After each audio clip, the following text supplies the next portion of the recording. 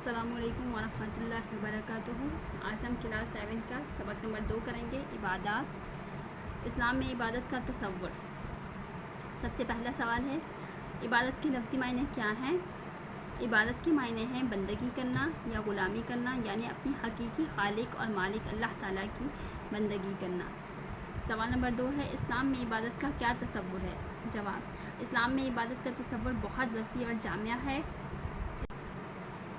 اسلام میں عبادت کا تصور صرف نماز، روزہ، زکوٰۃ، حج اور ذکر و اذکار تک محدود نہیں ہے، بلکہ زندگی کے تمام تر معاملات اور کام جو اللہ تعالیٰ کے احکام کے مطابق کیے جائیں وہ بھی عبادت میں شامل ہیں۔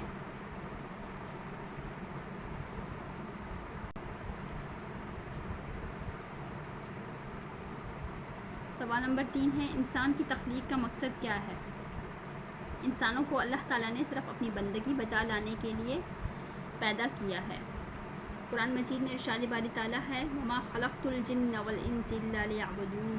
ترجمہ، اور میں نے جنوں اور انسانوں کو اس لیے پیدا کیا ہے کہ میری عبادت کریں۔ سوال نمبر 4 ہے، ہماری عبادت کا فائدہ کس کو پہنچتا ہے؟ ہماری عبادت کا ہمیں ہی فائدہ ہوتا ہے، نہ کہ ہمارے رب کو۔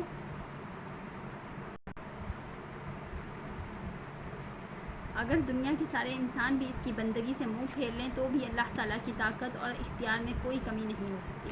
اسی طرح اگر ساری دنیا کے انسان اس کی عبادت کرنے لگ جائیں تو یہ اس کی لامتناہی طاقت اور عظیم اختیار میں اضافے کا سبب نہیں بن سکتی۔ اس کے ساتھ ہی سبق نمبر 2 ختم ہوتا ہے۔ اگلے سبق کے ساتھ پھر سے حاضر ہوں گے۔ اللہ حافظ۔